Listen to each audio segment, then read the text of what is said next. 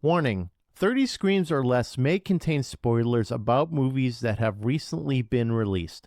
If you haven't seen the movie, go watch it, come back, and enjoy the show. Or, if you don't want to waste your time watching the movie and rather have two random horror dudes watch it for you, we got you covered as well.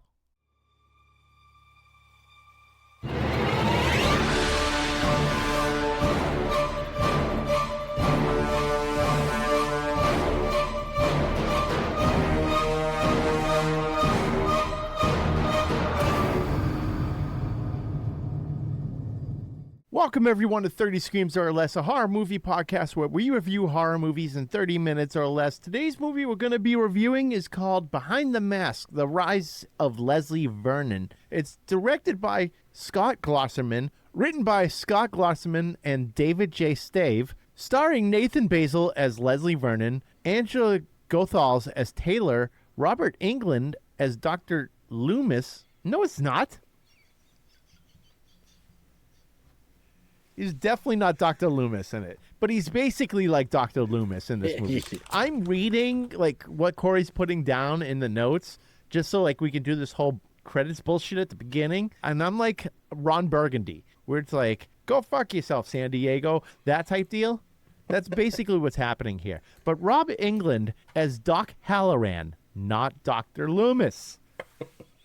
And Scott Wilson as Eugene. The plot of the movie is the next great killer and psychopath has given a documentary film crew exclusive access to his life as he plans his reign of terror over the quiet town of Glen Echo. But first, Corey, true horror story. Looked in the mirror this morning, my beard an absolute nightmare. Dry, wild, looked like it clawed its way out of a crypt. That's terrifying, man. Did you hit it with that beard Octane? Oh yeah. Beard wash, conditioner, beard oil brought it back from the dead. Fellas, don't let your beard turn into a creature feature. Keep it alive and kicking with Beard Octane. And right now, hit beardoctane.com, use code 30screams10, get 10% off. Save some cash and save your beard from becoming a horror show. Bad beard day? We've had plenty. Beard Octane's the fix. We swear by it.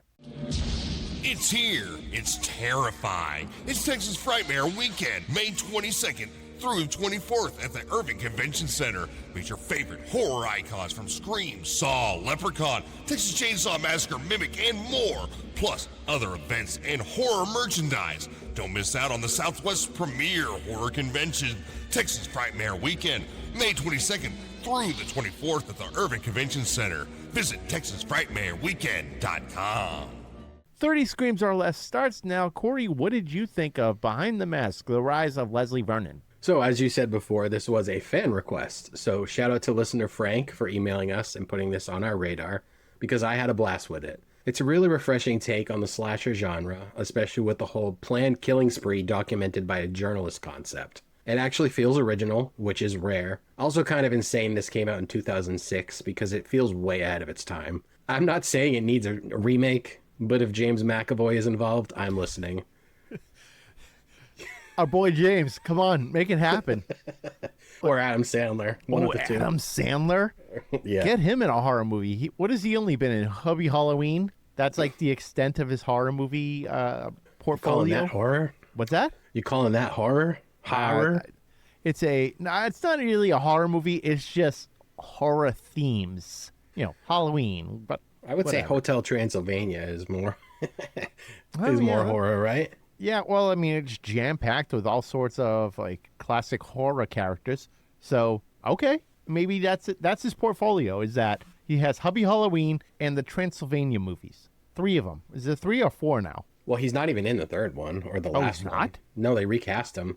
Oh, that sucks. I don't know why, but he was recast. Okay. Yeah, that sucks. I didn't realize that they recasted him on the third one. Wow. All right. Yeah, it's pretty crazy that we're talking about a movie that's 20 years old at this point. Mm-hmm. But I do like what they did with this movie. However, we've talked about this before. Fomentaries, not my jam, right? Oh, yeah. They just... You typically don't like them. I don't. I just don't. I try to watch regular documentaries, and they always just put me to sleep. And we even reviewed some movies that were fomentaries, mockumentaries. I just like to be a dick and say fomentaries. So we've seen a few, and every single one has put me to sleep. I'm doing like the whole fucking eyes rolling in the back of the head deal, gone. And this one, on the other hand, did not do that for me. I was actually entertained. I was invested in this movie. Now, it did have your similar style of like the mockumentary where they're interviewing this serial killer who's on the vein of Freddy Krueger, Jason, Michael Myers, all that stuff. It's like he's like that kind of killer. And it was your standard documentary style, but I liked that they were switching back and forth between the documentary style and the movie style, like that you would see as a standard movie, because it separates that tone of, okay, this is an interview, and okay, this is the actual action going on. And I love that about this movie. That kept me interested the whole time. So, yeah, I thought it was great. I was also surprised with some of the cameos in this movie. Yeah, it's funny you say that because obviously Robert Englund's in it, but they make a reference to Freddy Krueger right in the beginning of the movie. That's like meta. Oh, yeah, absolutely. Also, I'm thinking to myself, we know the whole deal with Friday the 13th and the licensing hell, right? Yeah. The fact that they had references to Friday the 13th, Halloween, and Nightmare on Elm Street all in one movie, I'm thinking to myself, oh my God, I'm surprised this didn't throw up a red flag for licensing. And not only that, as I trolled you earlier with the Dr. Loomis thing, yeah, Doc Halloran is Dr. Loomis. Yeah, oh yeah. He's fucking Leslie's psychiatrist. The same thing they did in Halloween. Yep. They had a reference in it, or a name for it in the movie as well, was Ahab. So do you know what Ahab is? Moby Dick. Yes, Captain Ahab, Moby Dick. So like, for instance, Michael Myers would be the whale, and Ahab would be Dr. Loomis. And that's kind of the spiel here. So they were talking about, oh, you got your Ahab. It was pretty weird because he had a friend who was also like a serial killer, and they were just kind of like talking about things. The way that they introduced that killer is Eugene? Eugene? Yeah. The guy that he like idolized and went to talk to and stuff. Yeah, he was also in The Walking Dead. I don't know if you noticed that. Yeah, that's Herschel. Yeah, it's Herschel from Walking Dead. So the way that they introduce this guy is that Leslie goes to his neighbor's house, and this is the one who's his friend and mentor and also a retired killer at that point. So Leslie's talking to Eugene's wife, and she's like, oh, he's out in the back, doing his sleep deprivation thing, or not deprivation. No, it's like when you put you see these people, they'll like put themselves in these fucking tanks where it's just completely dark and there's like they're floating on water. It's called something. What the hell is it called? It's not I know, that's driving me crazy. It's driving me fucking nuts right now. I'm just gonna put in sleep tank in Google, and nope, that's a tank top. Sensory. I'm almost there. Sensory sleep. Okay, sensory deprivation tank. There it is. My God, I was close. All right. So his idea of a sensory deprivation tank is being buried underground. The first time we meet him, oh yeah, he's been down there for 3 days. What? He's like, wait, what? Have I? Yeah, no idea. Just been buried in a coffin underground for 3 days. Yeah, he's just hanging out under the ground for 3 days. Who buried him? Leslie you think his wife digging covered him up, and he's just like, "Oh, hey, Eugene, how's it going? Oh, hey, what day is it? Is it Tuesday? No, it's like Thursday." He's like, "Oh, geez, okay." Imagine how do you bury yourself in the backyard like that, anyways? Well, that's what I was thinking. Like, unless his wife is in on it with him, maybe she did it. Because he was retired from killing, right? Right. Yeah, so maybe she helped him. I don't know. That's the only explanation I could come up with to how he ended up literally buried. Like, there's a solid-ass mountain of dirt on top of him. It was fucking funny. That was funny. That one killed me. I thought that was hysterical. Yeah, it was funny. It was, it was arguably the best introduction I've seen of a character in a very long time. It was nuts. It's nuts. So I was kind of looking into this, and it didn't look like this one made it to theaters, or it made it to select theaters for a little bit, and then it just got sent out on straight to DVD. Yeah, this was back when they were doing DVD and some Blu-ray. Yeah, but I feel like that was the case a lot because, as you said, this came out 20-something years ago, right? Mm-hmm. I feel like horror really wasn't in theaters back then. No, it's only as of late it's been this like crazy resurgence for horror. Yeah.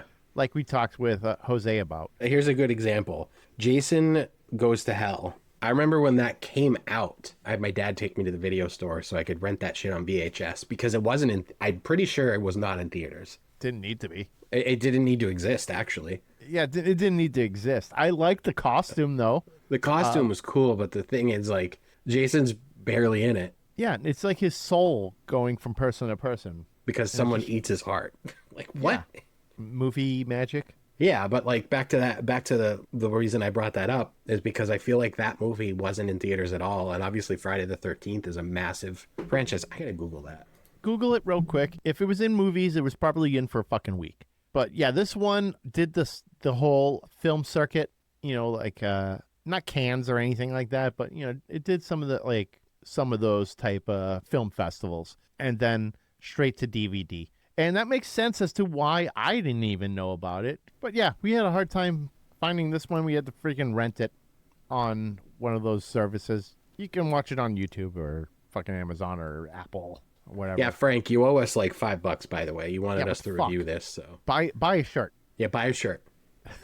If you're listening to this, you probably won't listen to this, but no, he will. He loves this podcast, so thank you for that. I mean, this was actually a good recommendation, and this is what we want. We want our listeners to recommend movies to us that we haven't reviewed, because it's fun. Sometimes we may not have seen these movies, and we're like, oh, shit, like this one. I haven't seen this. You saw this eons ago, apparently. I saw it when it came out, so I don't remember a fucking thing about it. So it's like watching it for the first time the other day. And, you know, sometimes it's good to revisit movies like that, because I'm sure there's movies that I've seen in, like, the 90s that I was like, oh, okay, it's fine, that I would probably love now. Because, you know, you're a different person 20 years later. And sometimes you need some time to, like, change up your taste in movies and music and whatever, and then, or refine through the years, and go back and you're like, oh, okay, you know, this ain't bad. So I got a question for you. Yeah.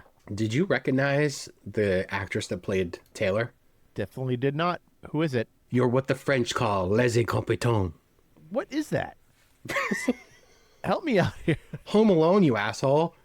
No. She's in Home Alone? Yeah. Oh my God, I didn't know that. The second I saw her, I was like, she looks very familiar. And I looked up my IMDb. I was like, that's why I recognize her. She played Cousin Linny. Hold on. I got to see this. I got to get wind of this, like, on IMDb. Okay, Taylor. Yep. Yeah, Home Alone. Linny. Okay. Is your mind blown? Love it. Yeah. I need a Home Alone photo of her, though. Of course, she's not going to give a Home Alone photo. You know what? I have to Google Linny Home Alone. That's what I did. Oh, yeah. She was one of the McAllisters. Oh, shit.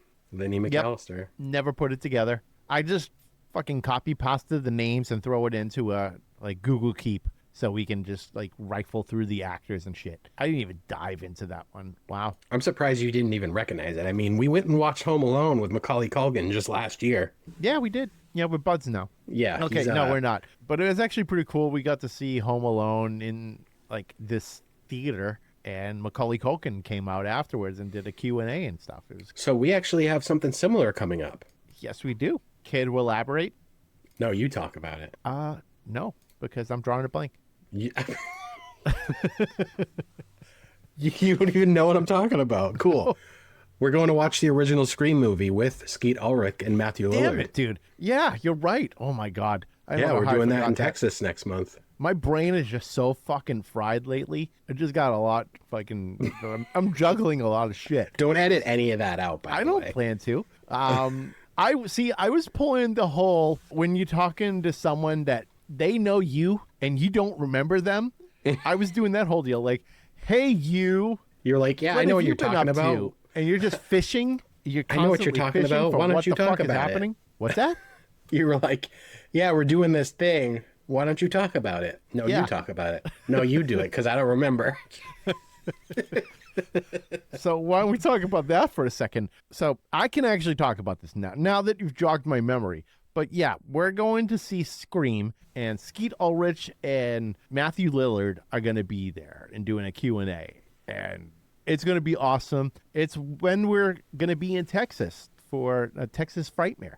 Man, that's going to be a hell of a weekend. Yeah, and apparently they've never done this before together. They've never recorded commentary or done any of that for Scream. Oh, it's going to be great. This is the first time ever. No shit. Those tickets sold fast. Dude, the second I saw the announcement, I like hopped on there and I didn't even tell you about it before I bought them. I'm like, we're going to be there. We're doing this. Steve doesn't have a fucking choice because I'm not missing it. So why would I knew you wouldn't care. No, I wouldn't care. Well, I mean, I knew care. you'd I get to see it, but I wasn't even looking. So solid find on that. I'm glad you grabbed that. I'm sure there's going to be other horror festivities that we maybe need to look into. Oh, yeah. Yeah, for sure. We're going to be there for quite some time. So yeah, it's kind of like WrestleMania, where like WrestleMania comes down and it's like, oh, you know what? Look, here's all these indie events type thing. So they're probably going to do that as well for Texas Frightmare. So yeah, we'll have to look and see what else is going on.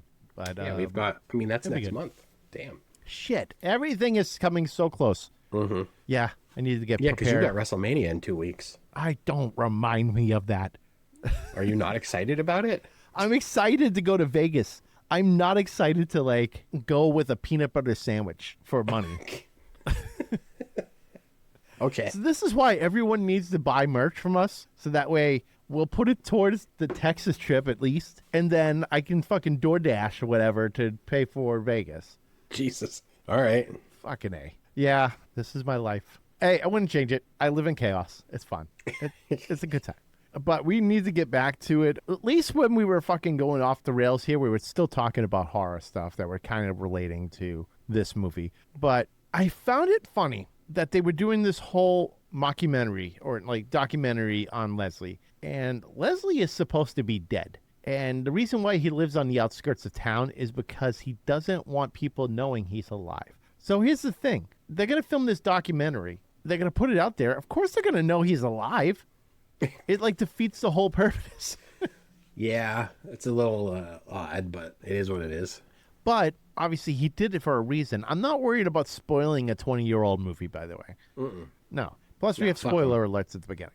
But he planned this whole thing. So like these killers are masterminds, obviously, at like, you know, hunting their prey. So he made it seem like they're doing this documentary and that they were hunting, or he was hunting a whole different group, when really the documentary, like the Taylor and the rest of the crew, they were the initial targets the whole time, because Taylor's a virgin, and true to horror movie slasher lore, you have to have a virgin that you can like go after, and she's the one that makes it out alive and all this stuff. And so yeah, he planned it really. So my thinking is, because he planned this whole thing from the very beginning with the documentary and everything like that, the documentary probably would have gone away. It probably wouldn't have gone nowhere if he killed everyone. But naturally, being the virgin, of course she's going to get away. So did you get the vibes that Leslie was kind of stringing the crew along for pretty much the whole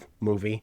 Like, he wasn't actually a serial killer. Like, he was just like, I want to, you know, I want these people to record me. I want to be popular or famous kind of thing. Absolutely. I didn't think he was going to kill anyone. And then he butchered 2 teenagers with it. Yep, I thought his weapon of choice was cool, too. It was like a mini scythe. Yeah, a mini scythe, a handheld. You've never scythe seen that before. No, you don't see that often. But yeah, I wonder, like, obviously we know scythes are for like cutting down wheat and shit like that. But as a weapon, I've always felt it kind of weird. I mean, it would make sense if you're cutting someone's throat, because it's got that nice hook angle deal. Yeah. But like stabbing, good throat slasher. Well, actually, it might be good if you're doing like an under hook deal. Like, it could get under the ribs and you know the person's fucking toast, and or like enough where if you get under like the fucking ribs or breastplate or whatever, now you're able to just drag the person everywhere. So you know, it might be not an underappreciated, but underutilized. Well, maybe an underappreciated weapon. Underestimated. I think that's the word I want to use. No, underutilized. Yeah, underutilize it. Even better, underutilized weapon. I mean, we have their axes and everything like that. And it's funny, he was actually planning like this whole thing, and he was showing the crew of like, oh, they're going to run to this woodshed and grab one of the weapons. And he knew it play by play, just like any slasher movie. So he called the play-by-play and like, yeah, they're going to go there, but I messed with some of these weapons. That way, if they try to use the axe, it's going to break after one swing and things like that. And it's funny that Taylor still picked up the axe, fell into his little trap, and she swung it, hit him, but it broke immediately. So it's not like she could have reused it. Very cool to like the minor details like that, though. Yeah. I thought it was hilarious that they just like they have the whole plan. I think when your adrenaline is going off the rails and you're in survival mode, you're probably not trying to go back in your brain Rolodex and remember like, oh, fuck, yeah, that's right. He messed with some of the weapons in here. You're just trying to grab whatever to protect yourself. Mm-hmm.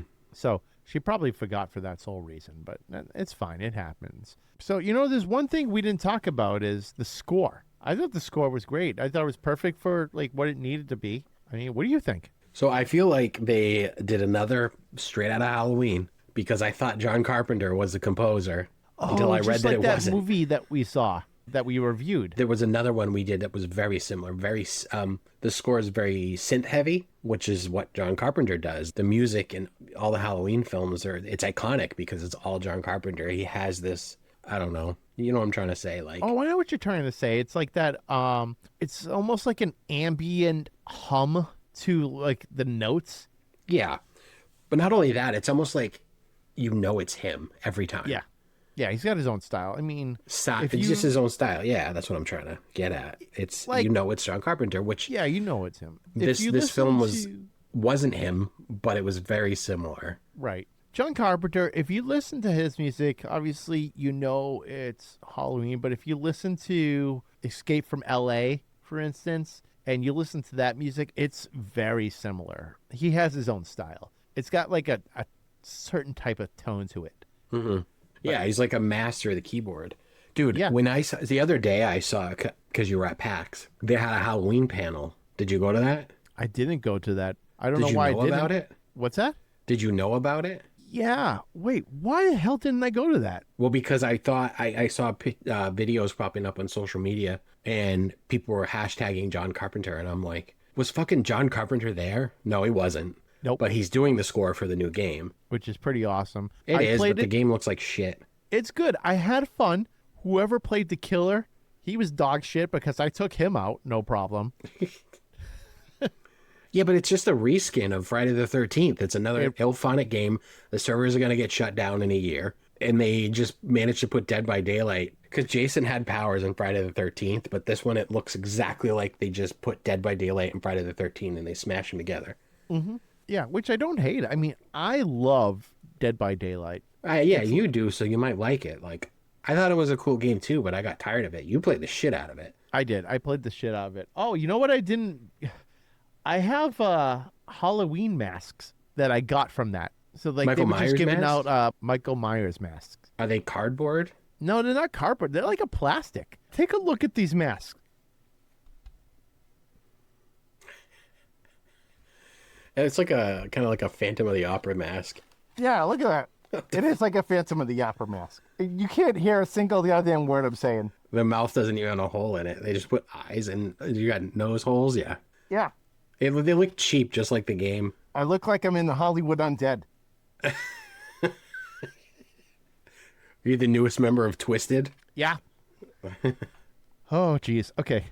I've got two of them. If you want one, you can have one. Honestly, it would be kind of cool to hang up on your wall. Yeah. Okay. Sure. Sure. I got a place for it. Yeah, you'll figure it out. Just, I don't know. You'll think of something. Yeah. Okay, so, yeah, we got to get back into this because we're going a little off the rails here, but this movie is almost a love letter to slasher movies. Yeah. Because it's like I think they did a good job. Yeah, I thought they did a great job with it, but it has your pretty standard ending of, the killer is killed by the main protagonist, which is Taylor. Initially, we didn't think she was the main protagonist, which I thought was cool. It was a nice little twist.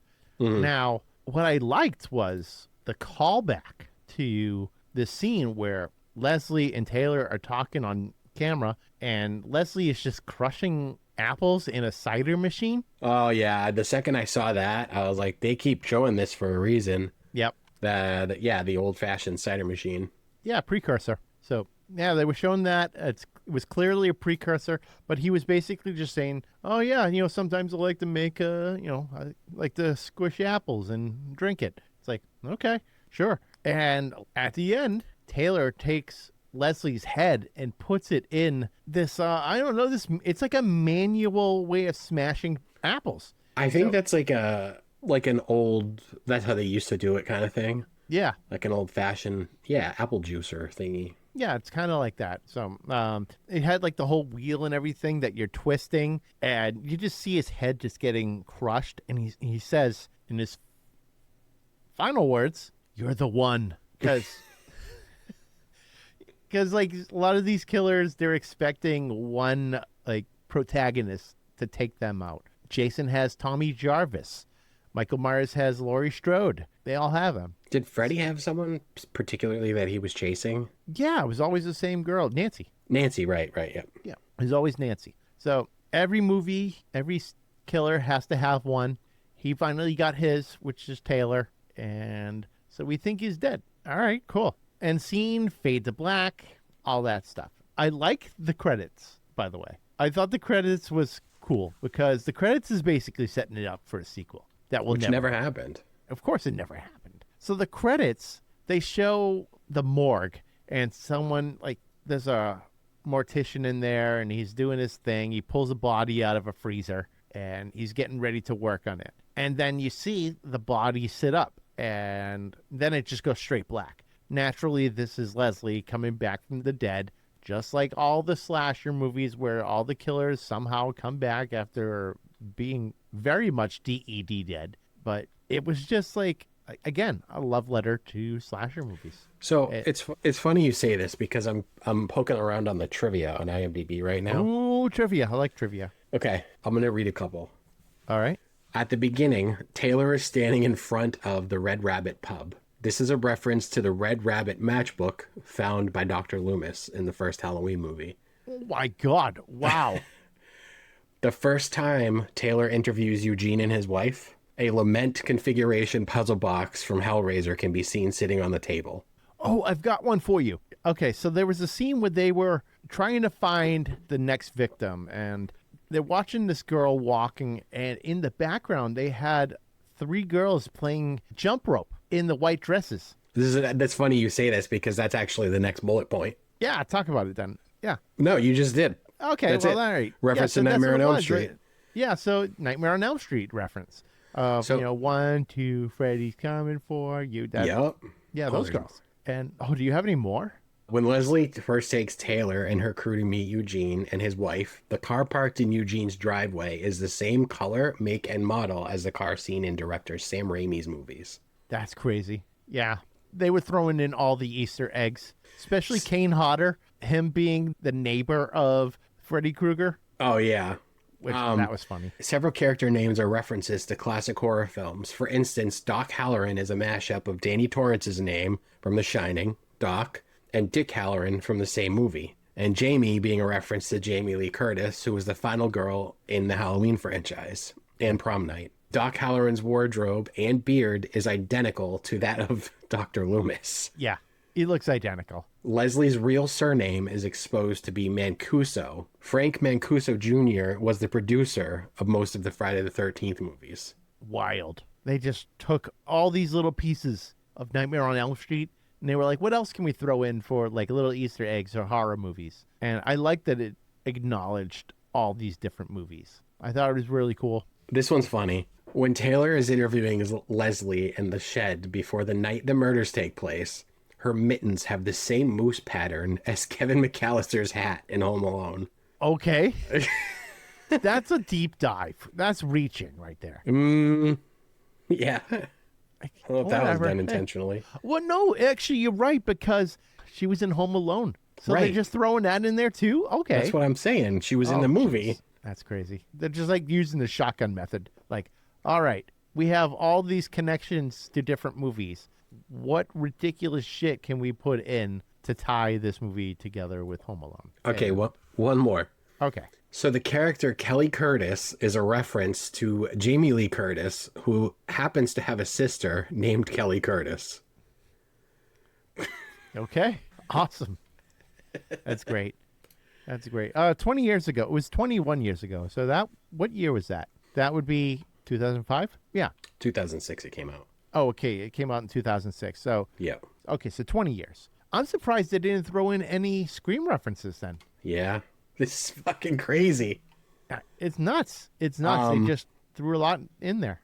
So the credits, we were talking about the credits before we started spinning here. Yep. The credits say only one animal was killed during production, as a spoof of the normal practice of saying that no animals will kill during production. That's funny. The end credits crawl over the video of security camera at the morgue. When they end, the final destiny of Leslie Vernon is revealed. Which I don't know is what that one means. Which he came back as like your normal killer. He finally, I don't know, transcended being a normal killer and turned into like a legendary Michael Myers, Jason, Freddy Krueger type. So maybe that's what it's like. Now the goofs are funny. When Taylor Gentry is running into the apple orchard near the end of the film, you can see the set lights at the top of the screen. Whoops. Yikes. It happens. All right, I'm done with these. You're done? All right. It's actually funny. I was scrolling through TikTok or whatever, and they showed a clip from the original Spider-Man, the Sam Raimi one. Mm-hmm. And the scene where the Green Goblin is having his final showdown with Spider-Man / Peter Parker, he does like this front flip, and you see there's a trampoline underneath him, like just slightly underneath him, and it gets pulled away. And it just got caught, but no one really noticed because you're looking at the Green Goblin beating the shit out of Spider-Man. But sometimes you see those things, like Gladiator, when they have the hydraulics or the engine underneath one of the chariots, like that appears. Have you seen that? Yeah, I've seen the movie. I've just never noticed that. Oh, you never noticed that? It's in the Coliseum where like they're fighting and they have like all the chariots going around. I think it's one of the earlier fights. Okay. But that's a great movie. The sequel wasn't bad either. What's that? The sequel? Really? Yeah, I actually kind of liked it. Did you watch it? Okay. I haven't watched it yet. Yeah, it's decent. Maybe I'll have to throw it on sometime this weekend or something. Who knows? But Corey, I think we can get into it. Corey, what do you give Behind the Mask, The Rise of Leslie Vernon? This is a 4 out of 5. This is a strong entry in the slasher genre, but the pacing definitely tests your patience in the middle. I was fucking dying. It slows down enough that I actually checked out for a bit, and it feels like the movie is just kind of spinning its wheels, waiting to go somewhere. That said, once the third act hits, it really hits. As I was talking about before, I was kind of unsure if he was even going to kill anyone. But it comes out swinging, delivers on the chaos, and gives you a payoff that makes the slower middle feel more forgivable. Yeah, I agree. And when you say that you didn't think he was going to kill anyone, it kind of reminds me of that movie that we reviewed where a guy was claiming to be a serial killer and he didn't kill anyone. Then he decides he's going to try to be like a Charles Manson type. Mm-hmm. And like one of the people that he actually recruited ended up like taking over the whole crew. I don't remember the movie off the top of my head, but we reviewed it. We loved it. It's a mockumentary as well. So yeah, I'm going to go into my whole little spiel here. I'm going to go with a 4 out of 5 on this one as well. While the faux documentary horror isn't typically my preference, this film manages to stay engaging throughout, thanks in part to its clever balance between the mockumentary style framing and that traditional cinematic storytelling. The seamless shifts in style help to elevate this narrative, while the closing moments, particularly the coroner scene, subtle implying Leslie's survival, serve as a fitting homage to a classic slasher mythology. Blending humor with genuine genre awareness, the film delivers an experience that's both self-aware and thoroughly entertaining. So, definitely a fun watch. If you want to watch Behind the Mask, The Rise of Leslie Vernon, you can rent it on VOD. All right, everyone, help out our algorithm by liking, following, and subscribing to us on Facebook, X, Instagram, TikTok, Threads, YouTube, and Slasher. Yes, all of them. No, we're not sorry. Leave us a 5-star review on every podcast platform you use so strangers can also regret listening to us. Tell your friends too, because misery loves company. Our intro and outro music is courtesy of Andrew Scott Bell. Go listen to him on all major streaming platforms. And if you see Winnie the Pooh, Blood and Honey on vinyl in the wild, be sure to buy it immediately like a responsible adult. We're part of the Shining Wizards Network. Wrestling, heavy metal, horror, basically everything your parents warned you about. Go check them out at shiningwizardsnetwork.com. Visit 30screamsorless.com To buy some merch, Want us to review something? Contact us through our website or scream into the void on social media. Same difference. also freshen up your face with Beard Octane and save some money while you're at it. Be sure to use the code 30screams10 at checkout to save 10% off your order, because your beard deserves better than neglect and regret. Smell good, look alive, and scare people for the right reasons. I'm Steve. And I'm Corey. And thanks for listening to 30 Screams or Less, and don't forget to drink your beans.